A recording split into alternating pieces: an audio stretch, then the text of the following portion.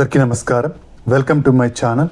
రాష్ట్ర వ్యాప్తంగా 50 సంవత్సరాల పెన్షన్ మరియు ఇతర కేటగిరీల పెన్షన్లకు గ్రీన్ సిగ్నల్ ఇస్తూ ప్రభుత్వం నిర్ణయం తీసుకోవడం జరిగిందండి. ఇప్పటికే ఒక పెన్షన్కు మనకు అప్లికేషన్ల స్వీకరణ అయితే చేపట్టింది ప్రభుత్వం.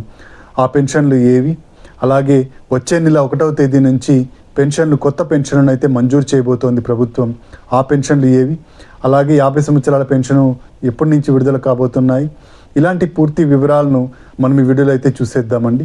మీరు ఇంతవరకు నా ఛానల్ను సబ్స్క్రైబ్ చేసుకున్నట్టయితే దయచేసి సబ్స్క్రైబ్ బటన్ పైన క్లిక్ చేసి గంట సింబల్ పైన ప్రెస్ చేసి ఆల్ పైన క్లిక్ చేయండి. దీనివల్ల నేను చేసే ప్రతి వీడియోకు నోటిఫికేషన్ మీకు అందుతుంది. ఏపీ ప్రభుత్వ పథకాలకు సంబంధించిన ఏ సమాచారాన్ని మీరు మిస్ అవ్వకుండా ఉంటారు. లైక్ చేయండి, షేర్ చేయండి, వీడియోని ఎక్కడా స్కిప్ చేయకండి, చివరి వరకు చూడండి. దీనివల్ల ఇంపార్టెంట్ పాయింట్స్ మిస్ అవ్వకుండా ఉంటారు.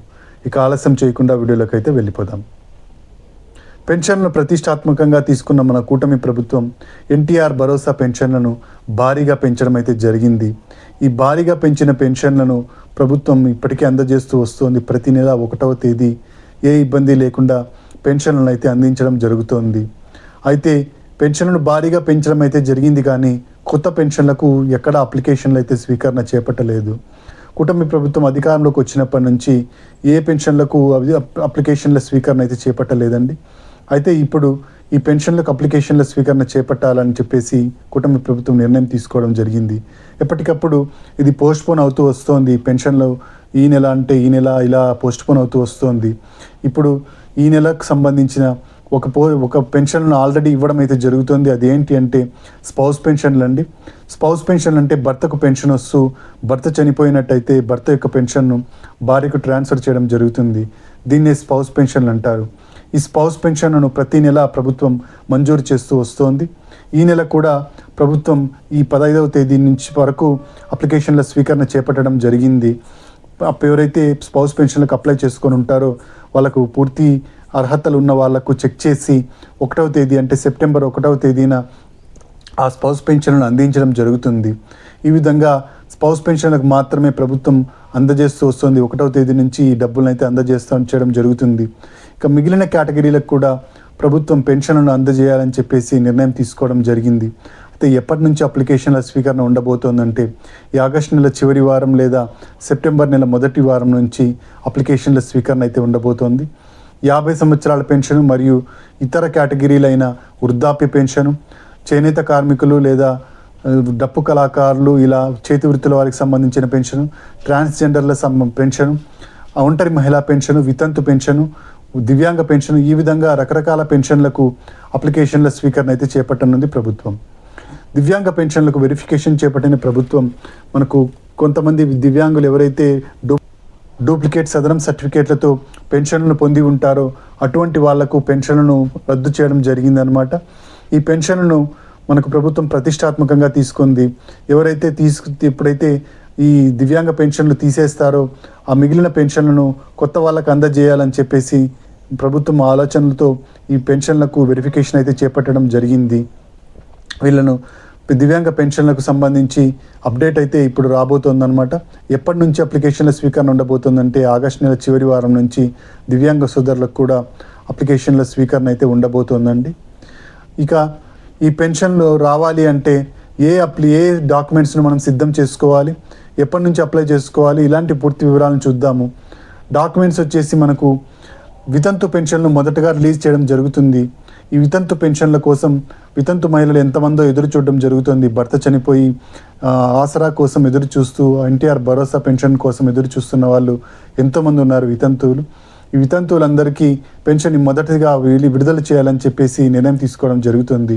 మన ఎమ్మెల్యేలు, మంత్రులు ఇంటింటికి వెళ్ళి ప్రభుత్వానికి సంబంధించిన అభివృద్ధికి సంబంధించిన విషయాలను ప్రజలకు అందజేయడం జరుగుతుంది. ఈ నేపథ్యంలో అక్కడున్న ప్రజలు ఎమ్మెల్యేలకు, మంత్రులకు వినతి పెట్టడం జరిగిందనమాట. వీరిలో ఎవరైతే వితంతు మహిళలు ఉంటారో వితంతు మహిళలు ఎక్కువ మంది పెన్షన్లు కావాలి అని చెప్పేసి అడగడం జరిగింది. ప్రభుత్వం దీనికి సానుకూలంగా స్పందించడం జరిగింది. సీఎం చంద్రబాబు నాయుడు గారు వెంటనే అప్లికేషన్లు చేపట్టాలని చెప్పేసి వితంతు మహిళల పెన్షన్కు అప్లికేషన్లు చేపట్టాలని చెప్పేసి నిర్ణయం తీసుకోవడం జరిగింది.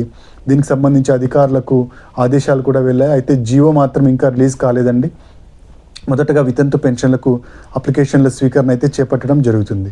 వితంతు పెన్షన్లకు ఏ డాక్యుమెంట్స్ కావాలి అంటే మొదటగా మనకు వితంతు పెన్షన్కు వచ్చేసి భర్త చనిపోయినట్టుగా డెత్ సర్టిఫికేట్ ఉండాలండి. తర్వాత భర్త యొక్క ఆధార్ కార్డు, భార్య యొక్క ఆధార్ కార్డు, భార్య భర్తలు కలిసి ఉన్నట్టు రేషన్ కార్డు ఉంటుంది కదండి, ఆ రేషన్ కార్డు జిరాక్స్ కాపీ ఉండాలి. స్మార్ట్ రేషన్ కార్డు ఏదైతే ఇచ్చారో దాని జిరాక్స్ కాపీ ఉండాలి. క్యాస్ట్ సర్టిఫికేటు, ఇన్కమ్ సర్టిఫికేటు, అంతేకాకుండా 2 ఫోటోలు అయితే ఉండాలి. ఆధార్ కార్డుకు లింక్ అయిన మొబైల్ నెంబరు ఖచ్చితంగా కలిగి ఉండాలి. ఇవన్నీ ఉన్నట్టయితే మీరు వితంతు పెన్షన్కి అప్లై చేసుకోవచ్చు. మొదటగా ప్రభుత్వం వితంతు పెన్షన్కే అవకాశం కల్పిస్తుంది కాబట్టి వితంతు పెన్షన్కు అప్లై అయితే చేసుకోండి. ఇక నెక్స్ట్ చేతి వృత్తుల వారికి సంబంధించి వారి వృత్తికి సంబంధించిన ఐడెంటిటీ కార్డును సబ్మిట్ చేయాల్సి ఉంటుంది. ఇక ఎవరైతే ఒంటరి మహిళా పెన్షన్లు ఉంటాయి, ఒంటరి మహిళా పెన్షన్లు 2 రకాలు ఉంటాయండి. పెళ్లి కాకుండా ఒంటరిగా మిగిలిపోయిన వాళ్ళు, అలా కాకుండా పెళ్ళయి భర్తతో విడిపోయి ఒంటరిగా ఉన్న వాళ్ళు, ఇలా 2 కేటగిరీలు ఉంటాయి. పెళ్లి కాకుండా మిగిలిపోయిన వాళ్ళు ఎంఆర్ఓ గారి దగ్గర నుంచి సర్టిఫికేట్ తెచ్చుకోవాల్సి ఉంటుంది.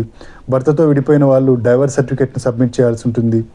ఈ విధంగా ఒంటరి మహిళా పెన్షన్కు ఇంతకుముందు నేను చెప్పిన డాక్యుమెంట్స్తో పాటుగా ఈ భర్తతో విడిపోయినట్టుగా సర్టిఫికేటు లేదా ఎంఆర్ఓ గారితో సర్టిఫికేటు మీరు సబ్మిట్ చేయాల్సి ఉంటుందన్నమాట. ఇక దివ్యాంగ సోదరులు సదరం సర్టిఫికేట్ సబ్మిట్ చేయాల్సి ఉంటుంది. సదరం సర్టిఫికేట్లకు స్లాట్స్ అయితే బుక్ చేయడం జరుగుతుంది.